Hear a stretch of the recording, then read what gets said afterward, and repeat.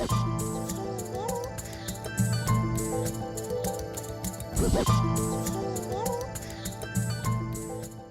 is Patty Greer coming to you from Info Whores, which is actually quite a compliment to your intellect. Do not misunderstand the name. There's nothing wrong with being always hungry for information, always seeking, and always having really smart friends that you look up to, that you want to talk to because they're so fascinating. One of my really smart friends is Penny Kelly, and we met through her lab partner of 16 years, a very amazing scientist that I had never met while he was living until a year after he passed away. And William Levengood somehow introduced Penny Kelly and I, who have been good friends ever since, sharing an awful lot of information. And now I want to introduce Penny Kelly and let her explain how it is that after 23 books, William Levengood is still playing with the two of us. Well, I don't know that I can answer that, but, you know, just because we die or lose our body doesn't mean that we lose our consciousness or our sense of self. When you go to the other side, it's very similar to this here, which I found very disappointing initially. You know, like 30 years ago when I first deliberately went visiting over there, it was like, oh no, more of the same. But it's different in qualitative ways that are astounding. So, you know, Lefty is on the other side, and he's doing his thing over there. A little different rules, a little different approach to life. You know, it's a different kind of life, but it's still life. And, you know, it's very, very powerful that there are many other dimensions, but this one particular one is very similar to what we have here. So a lot of people don't know who he is. So explain who your lab partner was to people. Dr. William Levengood was a physicist that started out, you know, his big thing was, you know, was just physics and plants and biology, biophysics, and everything related to that. And his other area of expertise was the nature and the structure and the qualities of glass and ceramics. And when the crop circles started showing up in the news, he said, well, what's going on with those plants? Why would those plants all lay down in the field? You know, that just is not normal behavior for plants. And so he wrote to Pat Delgado in England and said, is anybody researching the plants? And Mr. Delgado wrote back and said no. So Lefty said, if you want me to check it out, I'm a physicist, I'm a biophysicist, and send me some samples. And, you know, they went out and sampled in the formation as well as outside the formation, sent the samples, and they were so anomalous that Lefty was, I think he was hooked right from the start. But it took a while for him to make the commitment to really go for what is going on. And, you know, ended up discovering that he was really working with plasma, did a lot of work. I mean, there were just a lot of studies working with plasma in living systems, in people, plants, animals, stones, water, soil, trees, metals, you name it, and learned a lot. You know, and I learned a lot. I was one of the people he was investigating, and pretty soon, just because of the nature of my own curiosity and the 5 million questions that I asked, he started explaining things, and then soon he asked me to write a book about his work, and so after some, you know, serious hesitation, like, no, I don't think I could do justice to it. I finally said, oh my God, this needs to be out there so that people understand what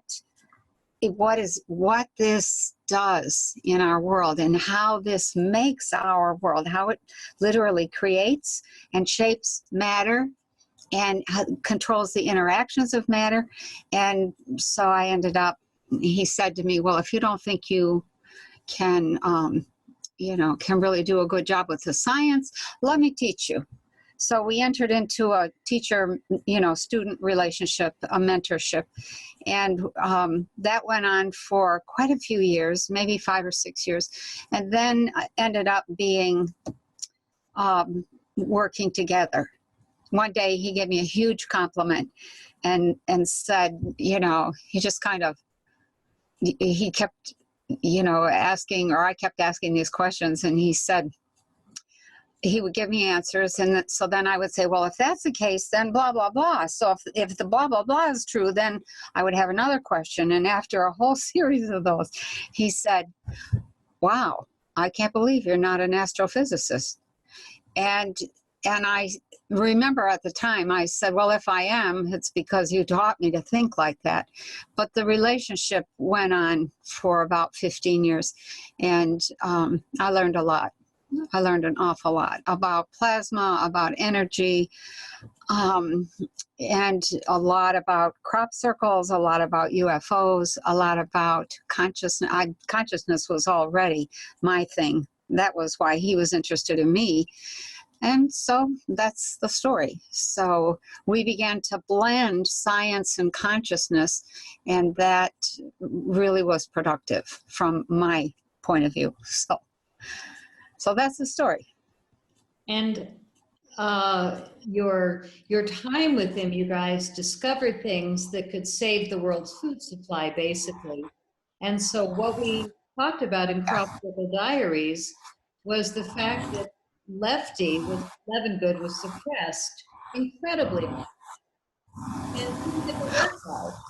And the machines and the reworkings of the crop circle technologies that can help save the food supply never got out because they created this lie about Lefty. So he was never even respected in the field, and still today people don't get the important work you guys did. Please elaborate on that. There's a couple things that I could say about that. He was blackballed. Immediately, as soon as he wrote his first paper on crop circle materials, said, this is what I've found. How do you explain this? What's going on here? And he began having great difficulty getting anything published. And prior to that, he had almost anything he wrote was published. He has 40-some amazing papers written and published in various journals all over the place, including 8 major feature articles in, I think it was either Science or Nature. Those are major premier magazines for scientists. So he felt that the science was so important that he didn't care what happened, how he couldn't get stuff published. That was why he asked me to write the book. He said, this needs to be known. But he didn't care personally. He had a very rough time, in terms of just getting his degree. And at the very end, after all the schooling and after everything was done, he had a condition, that left him tongue-tied if he got too excited. And I think that's why he went into science, because he was able to work with things that he didn't have to talk with people. He wasn't really comfortable with people. He was always like, okay, he couldn't figure out people.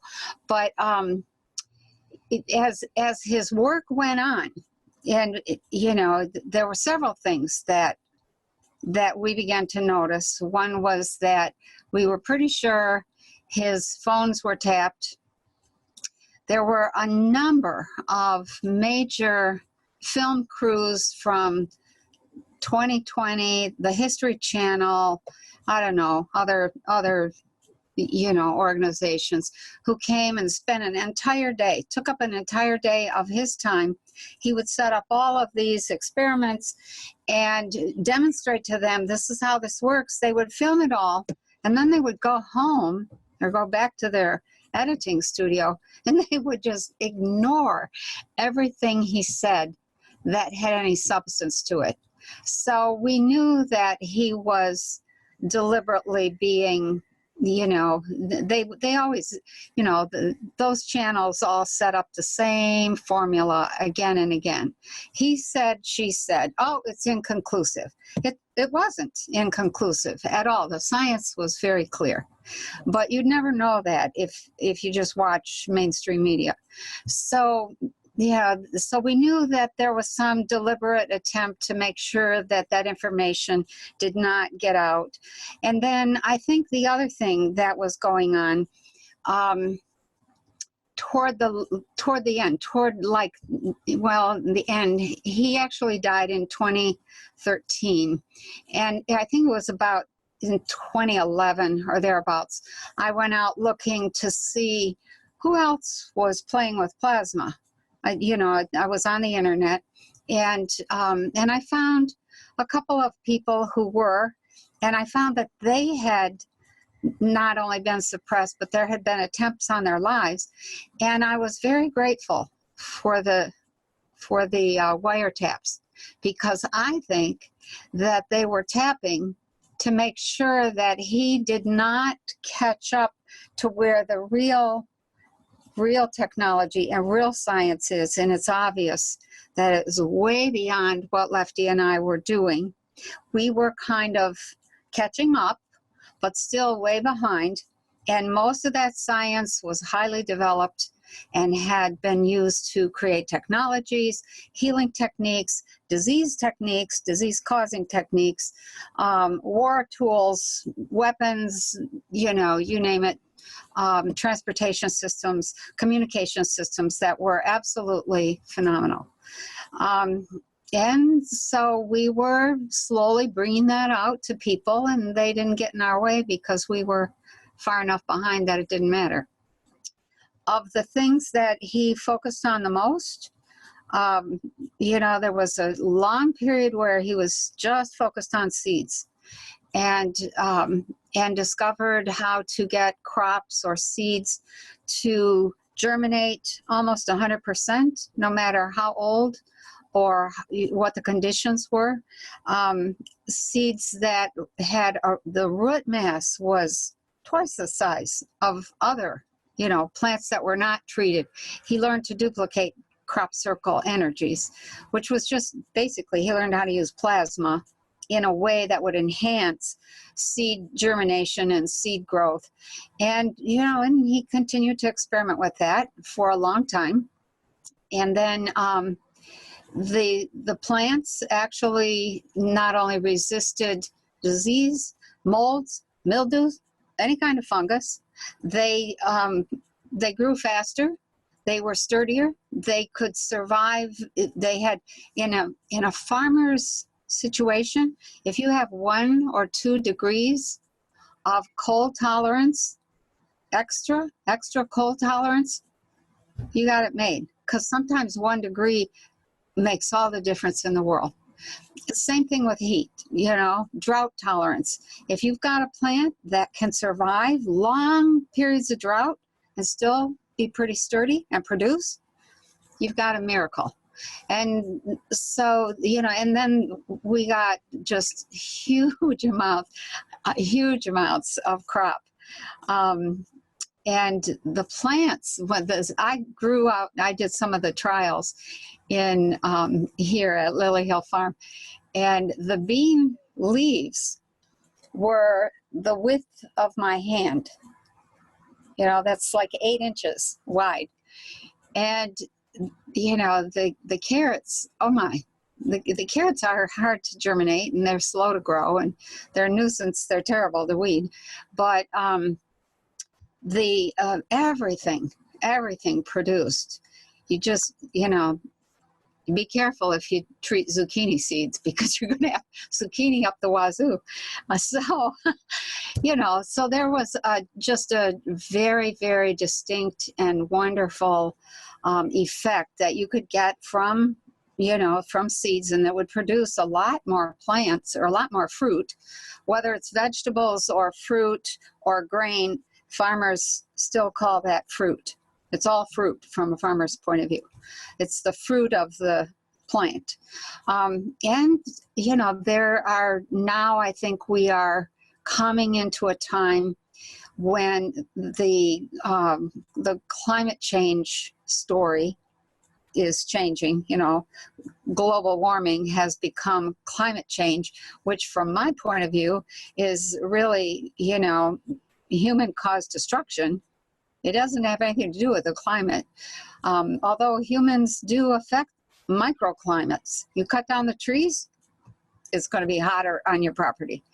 You grow trees, it's going to be cooler, and plants tend to like cool and damp in many, many cases. Not every plant has its own unique preferences, but we're coming into a time when there's a lot of evidence that we could have some global cooling, some serious global cooling, and that 1 or 2 degree difference is a lot. That makes the difference as to whether or not we're going to eat or starve. So there's a lot of what I would call really good science being done. Lefty put his papers out. He and I wrote a couple of papers. There are people out there that are doing, they took up, some of them may have already guessed it themselves, but when a scientist, when he does a piece of work, he puts it out there so other people can argue or refute or say, oh my gosh, I got the same results. So that we build this consensus slowly. And so you want as many others copying your work. Then you very specifically say, I did this and I set it up this way. It has to be described just so that anybody else can take that process and give it a try and see what happens when they do it. And that's, that's really brings joy to my heart to see other people saying, yeah, I'm using it. It's working. So let's talk about the secrecy reason of what was important about your work in my films. Again, I'm going back to how can we take the important stuff and move forward? Well, from my point of view, my bias, my experience, you can take good information forward, but if people aren't ready to hear it, if they aren't asking the questions, if they don't care, then it doesn't matter. One of the things, I'm a teacher, I'm a specialist in accelerated teaching and learning. So one of the things that you have to create before you can, we say, drop a nickel in the slot, you have to create the slot. So if the individual isn't asking the question, if they aren't curious to begin with, or they aren't paying attention in that direction, you can't give them the information and say, okay, memorize this. That is absolutely the most brutal, pointless, difficult way to teach anything. So, from my point of view, if we're going to take information forward and we're going to make it usable and we're going to make people pay attention or et cetera, they have to develop some kind of curiosity, some kind of questioning. And that's a consciousness issue. If all you care about are money, drugs, and sex, then you're probably not going to get interested in a video or some information that talks about how do you feed yourself well so that you can stay healthy, so that you don't age at the rate that everybody else is aging, so that you don't have huge medical bills, so that you don't run into Alzheimer's or Parkinson's or any of that crap, diabetes. You know, how do you build a life that's different? How do you, and you can only do that by developing the consciousness of the individual. And that is, once you hook somebody into getting interested in themselves, which runs right smack into religion, because all the religions, what do they tell us? You know, oh, you should not be thinking about yourself. That's selfish. You should not be doing this. That's, you know, that's something that is bad for, or, you know, self-centered or whatever. So the result, must have somebody here.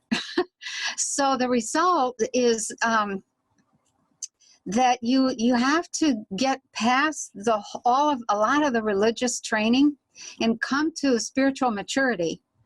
And then, you know, so when I work with people to develop consciousness and to teach them, you know, it's a long program, but, you know, they come out at the other end and they are masters of the universe. And that really, what happens, and I warn people right from the start, is one of the first things you're going to run into is when you start to develop consciousness is your body.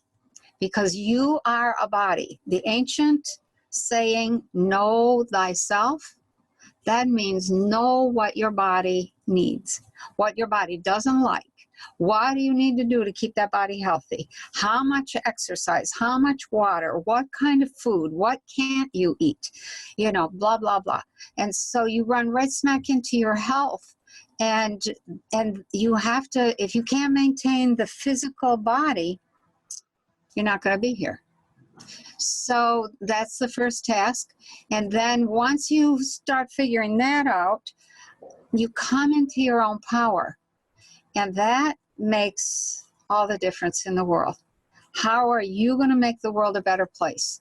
What are you going to do to make your world a better place first? And then, you know, that spills over. So one of my students was just saying to me last week, I went into the post office or the bank or somewhere, wherever she went, and she said it was so tense. I could feel this tension. Everybody's looking down, you know, nobody's talking, and evidently somebody came in shortly after she did, and they had one thing, and so, you know, my student gave this woman who only had one thing cuts. She said, oh, you only have one thing. Why don't you get ahead of me? I got all this stuff. And that changed the energy of everybody in the line that was waiting in line. And the people started smiling. People shuffled a little bit. They changed physical position. They started chatting. They started laughing. And my student came back and said, oh my God, I'm going to do that on purpose, because that little act of thoughtfulness changed the energy of everything. Everybody in the place was more relaxed. It was more of a community, and it was only for the moment they were in line, but that's community. That's community building. So that's, you know, those are some ways of moving forward. You have to develop yourself. You have to learn to discern truth. And I would say that there's a lot of what I'll call New Age garbage out there. I'm sorry to, you know, have to put some holes in some people's ideas, but there's a lot of garbage that passes for New Age theory and thinking. It's just rehashed Catholicism or rehashed, you know, religion of one sort or another. The reality is much different than everybody thinks it is. So it's stunningly different. It's amazing. So, you know, we're coming up against some big choices. We are right there right now. Yeah.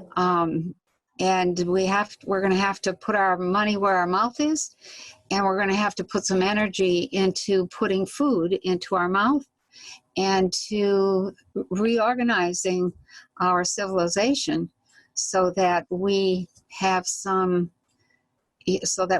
a civilization. Otherwise, it's not going to go well.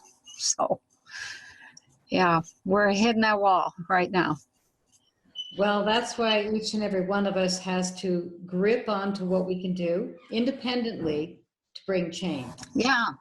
Without waiting Yeah. to show up out there, we have to eat, get our health done, get our focus, and really not let the outer things bother us. Like, I know I used to be really affected by all the people that are trying to hack lefty years ago, and now it's me. It's like, what F?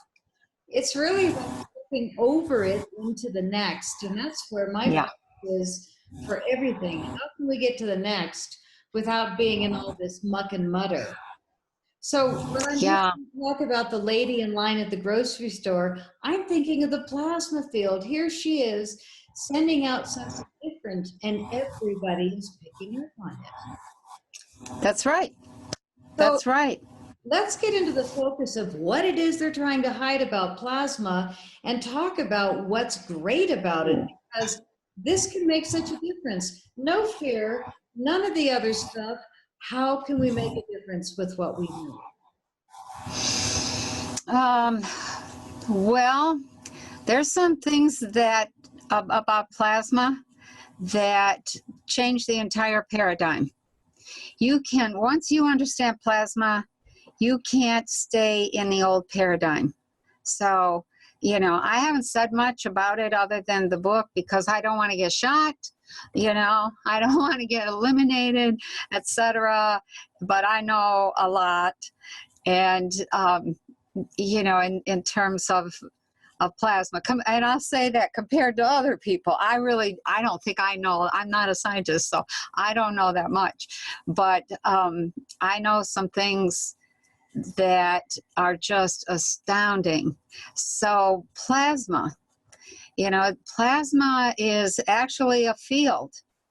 It's a plasma. And I've said it before, and I don't know if people get it, but you have to imagine a three-dimensional field, like a sphere, of electromagnetic relationships. It's a house of fields, electromagnetic fields. And there's particles in that field, electrons, a lot of electrons, protons, neutrons, et cetera, et cetera. That set of particles are all in a particular spatial relationship with every single particle in that field, in that house. If you change one particle or move one particle, the rest all change in relationship to it, because you're changing the relationships of the fields that each one of those is giving off or is surrounded by or is maintained by, is actually more accurate. So now here you have this whole bunch of fields. So what can you do with plasma? Wait, let's back up a step. Okay, so we humans, we beings here on this planet are on the verge, and when I say this, I'll say the ordinary humans, not the people who have been in black ops or special access projects or those kinds of things. They're way ahead of us. But what you can do with plasma is to build the plasma. You can build matter just by assembling the particles in the relationships that you want. You can build the fields and the particle appears. You create the fields. You have to get the spin going. You have everything. It's much more complicated than it sounds, but it's simple to understand. The engineering of it is something else. The engineering of it is highly technical. So you have this plasma, you get it moving, okay? And it will create a particle, or it will create some auxiliary fields around it. And all of that together, if you can figure out what is, let's just take water. Let's just take water. If you can figure out how to arrange the fields in a plasma such that they match the fields in a drop of water, then what's going to happen is they're going to produce a drop of water. If it's a drop of aluminum, then you're going to have a drop of aluminum. Or, you know, or an apple, much more complicated if you're getting into something like an apple. But you have, what we're learning to do is to play with the plasma such that we organize the plasma and make it do certain things. And once you do that, you can produce matter. Because all matter is a bunch of plasma fields in specific relationships, organized and layered in a very specific fashion. And that particular arrangement produces that matter. Now, once you have matter, you have another whole set of problems to deal with, because matter has its own interactions, its own laws, its own rules, et cetera, et cetera. But plasma is different. Plasma has a little different rules. And when you're working with plasma, likes attract. So, and plasma also responds to consciousness. That's a huge thing. Plasma is consciousness. So you can embed intention in something and literally ask it to rearrange itself such that it produces the water or the aluminum or the whatever it is you need, etc. And it will do that. And we have not, you know, that is approaching what religions would call God stuff. And of course, there's a lot of people who are frightened of that. But that's the way that it is. So if you can arrange plasma so that you can assemble matter, you can also use plasma to disassemble matter. So now you have a whole new class of weaponry.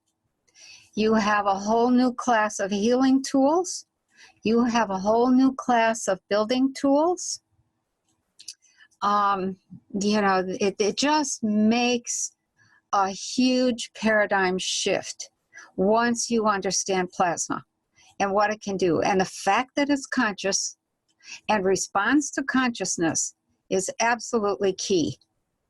So when you create, if you create a plasma, you have to be very, very focused that you embed the right intention in that plasma, because if you're creating that, then your intent is embedded in it.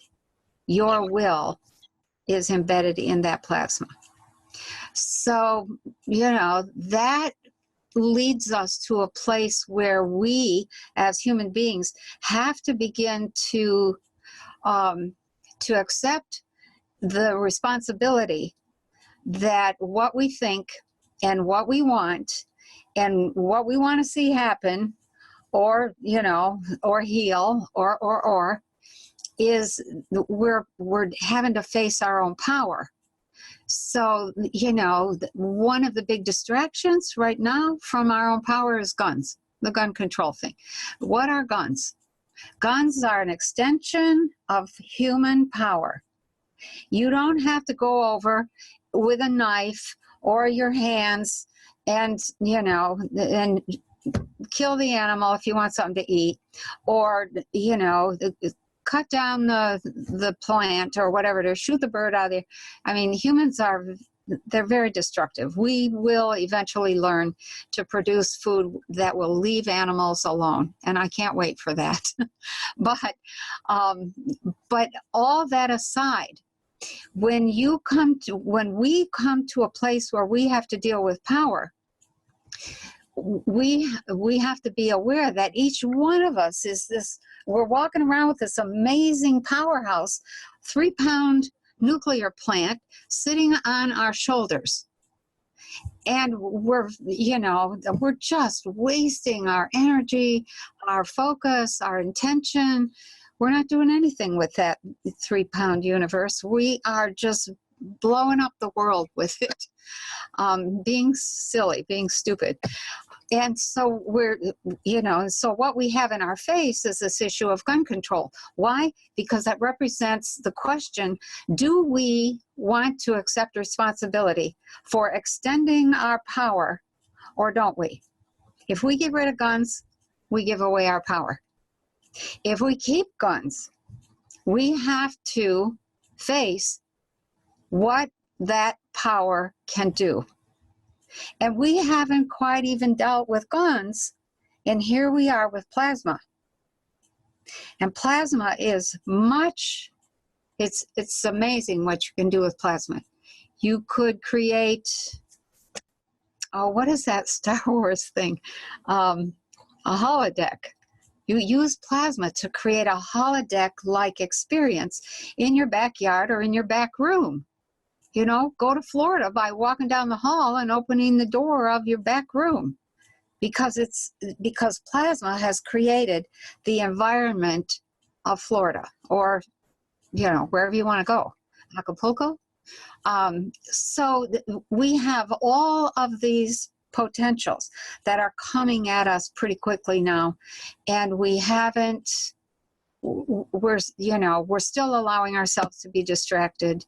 I don't quite understand the New World Order or the cabal or what their problem is, but I think at some point we're going to have to say, hey guys, can we either get on board and we do this together, or can you get out of the way? Why do they have to approach the whole situation that we are currently in as if we're a bunch of cattle, as if we don't think? Where is this idea that some people are better than others coming from?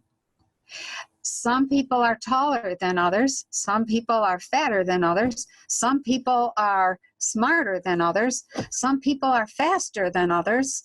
We're all different. We're all different. But nobody's better than anybody else, or more important.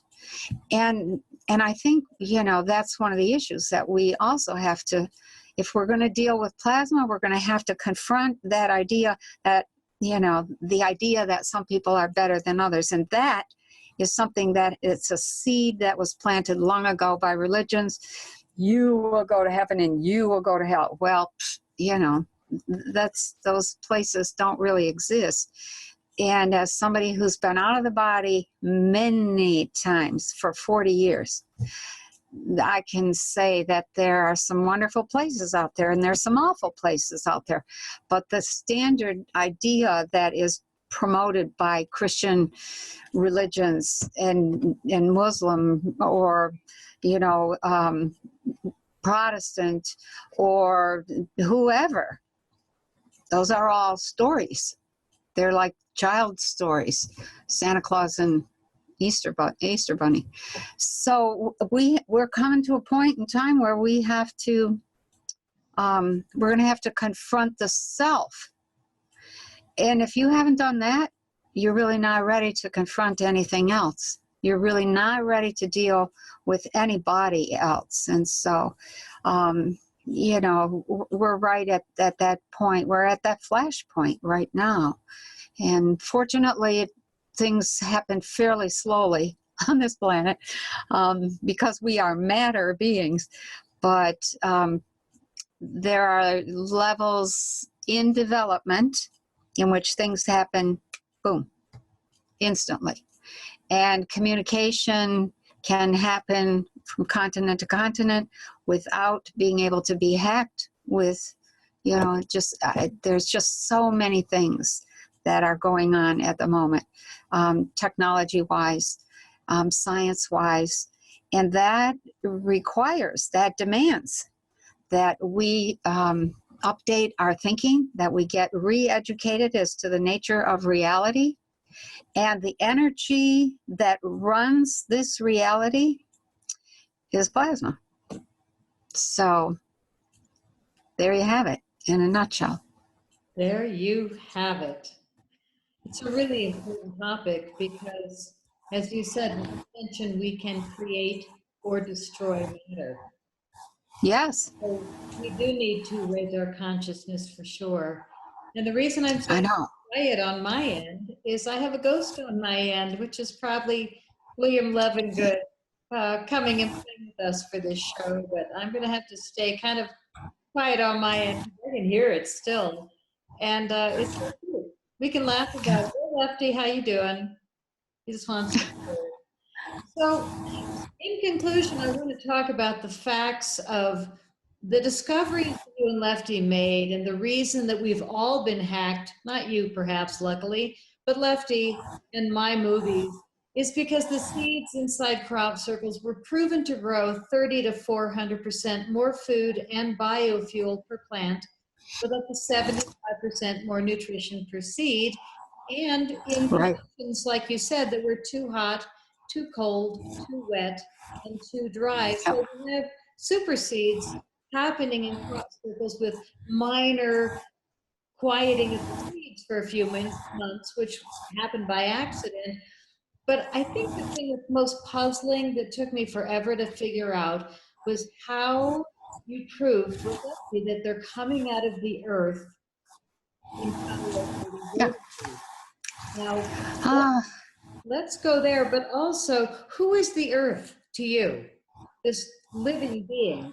Who is this earth? well, I can't say much other than to say the earth is alive and is a gigantic consciousness. And I call it a she because that is the way earth was referred to many, many millennia ago, before we got into the whole Sumerian debacle and from there on down. So before the big floods, okay, and I don't know how many people know the story of the floods and the fact that we had a huge ice age, going on this planet, and ice 2 miles thick. And then there was it's pretty much proven now, that there were a number of comets or asteroids that hit somewhere in the neighborhood of New Jersey, and sprinkled up across New York and into Canada. Instant melting of the ice caps, or almost instant.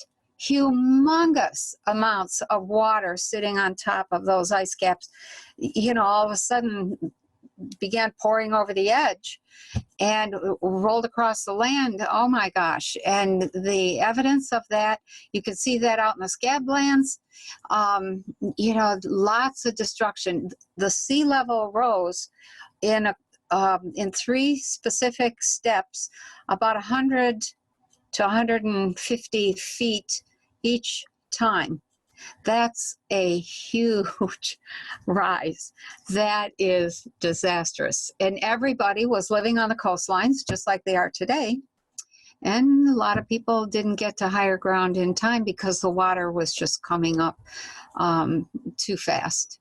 And of course they weren't expecting it, or maybe they were, I don't know, but a lot of people were lost. And a lot of structures have been found now under the sea. So to go back to, this idea of what is Mother Earth, she's this huge consciousness trying to raise a population of people who can come into full power. Now, when I'm talking about full power, I'm talking about reaching the God state, which, if most people have probably not been in that state, but I have 3 or 4 times now. And it is astounding. You are all knowing and you are all powerful, period. And that you cannot imagine what that's like until you have experienced it. But here's the clincher. if Mother Earth can get us to keep from destroying ourselves until we can all step into that state, then we can take the whole system into a plasma state in which we become eternal. And everything and everybody is made of light. And we can go on enjoying life and creating and, exploring the universe for forever. If Mother Earth does not succeed in doing that, and we end up destroying ourselves, she'll start over in the hopes that another civilization might make it. But if we do succeed, then you can't even begin to get your mind around what it's like to be not hooked to a planet. So plasma is a step toward power for us.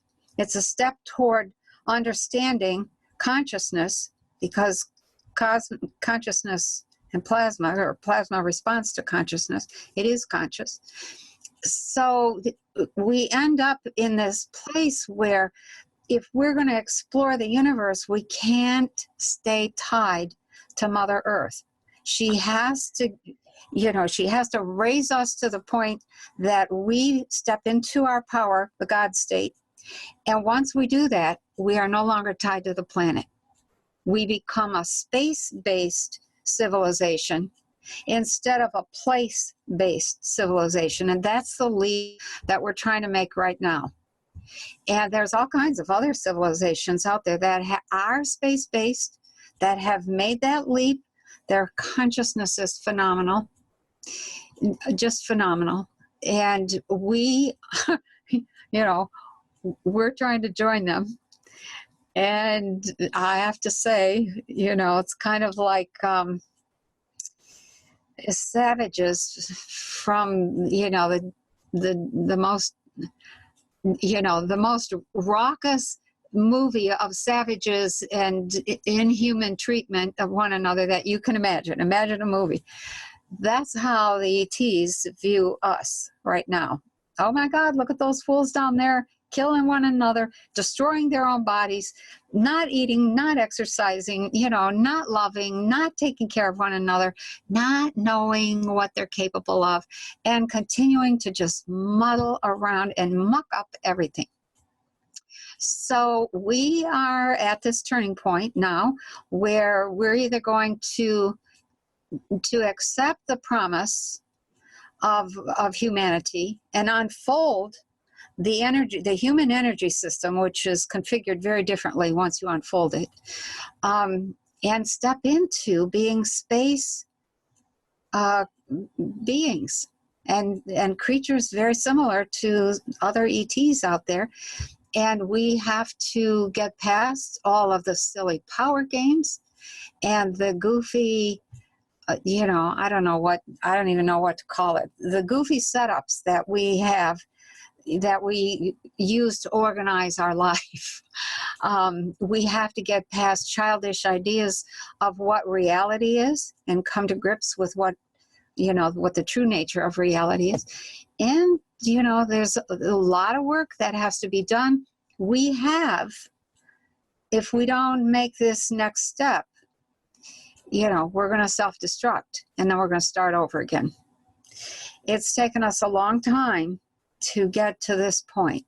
We rebuilt over the last 10 or 12,000 years. And there's been plenty of other civilizations here who have tried. And for one reason or another, things did not go well. But, the planet will roll over. She will heal herself. She will, she grows.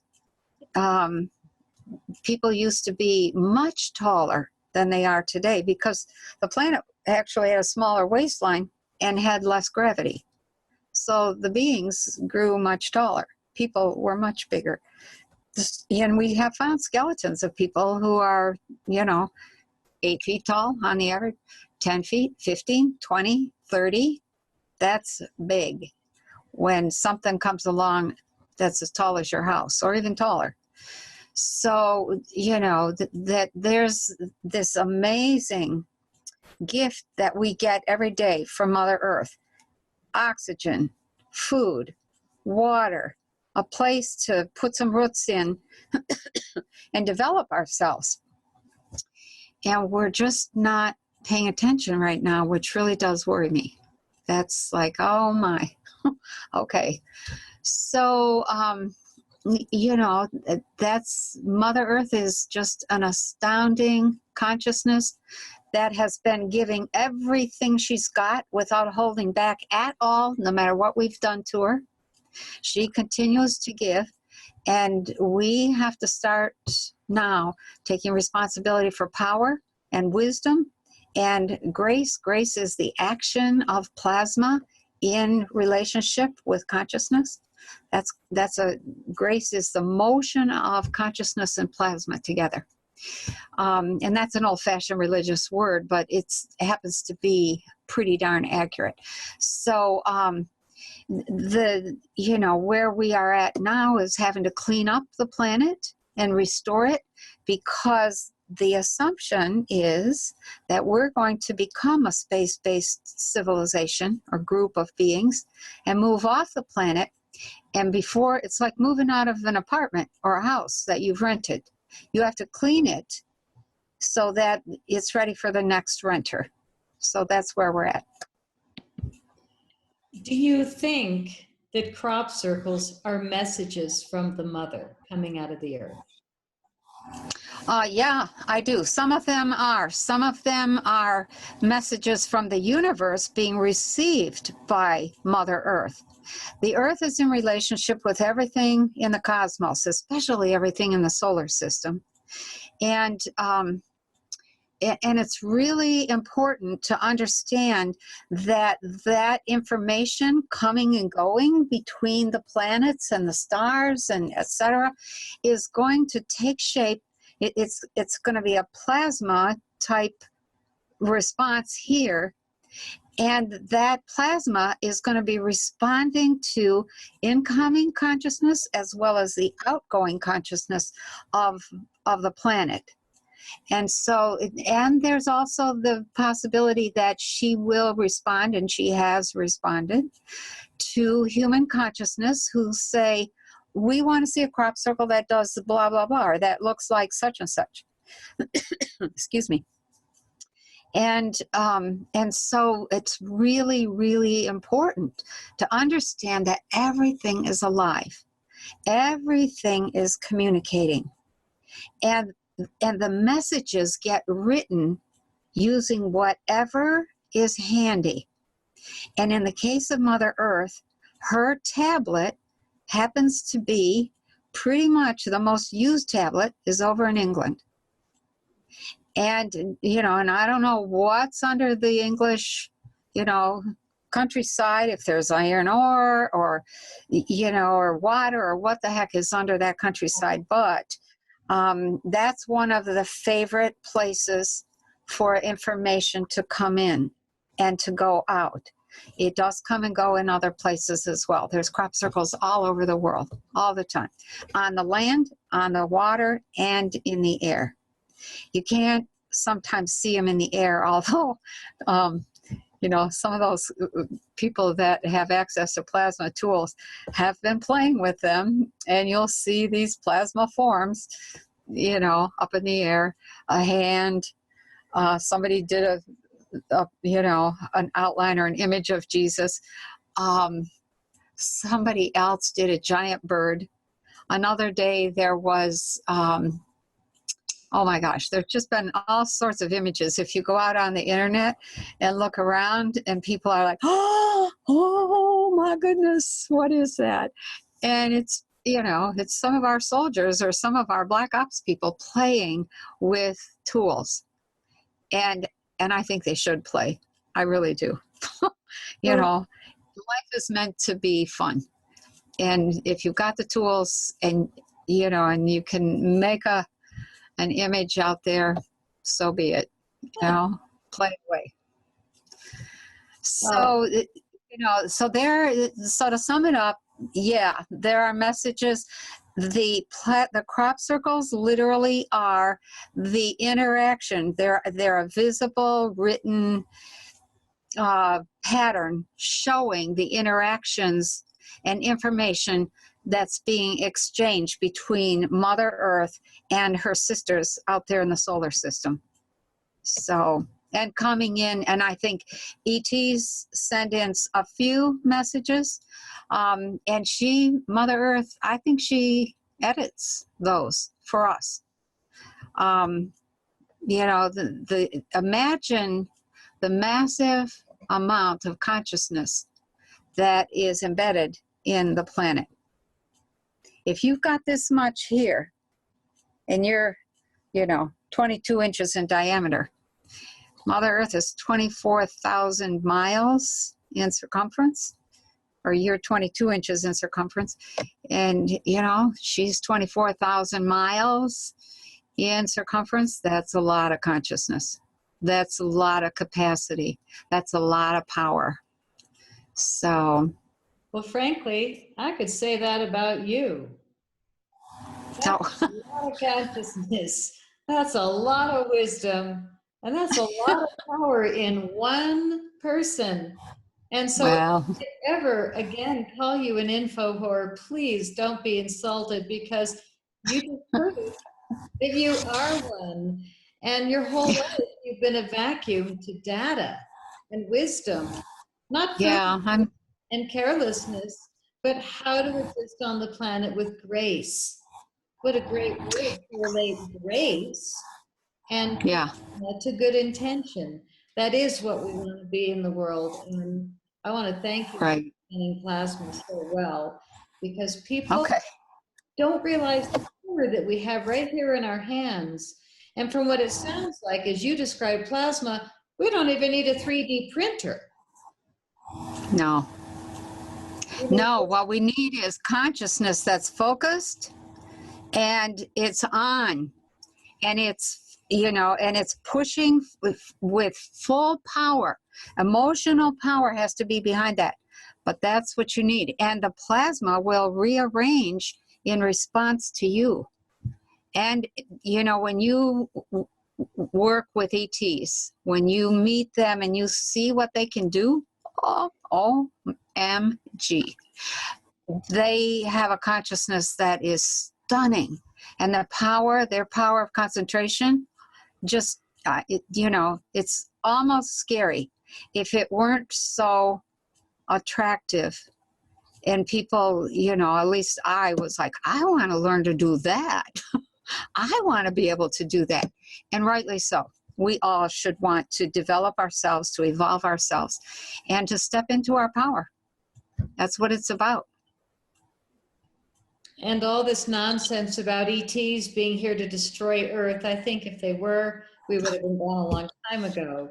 So to raise our frequency, to focus our plasma field, to eat healthy, drink consciously good water, and really for everything in our system, I want to talk about one final gift that I discovered, and I sent you a gift because I wanted to see if it would work for you. Can we talk? I got it. This crazy mirror, C60 purple power. Oh my God, it totally saved me. You've been on it, what, 2 weeks? We haven't even thought about it, but did it help you? Did it change anything? Yeah, no, I just got it 2 days ago.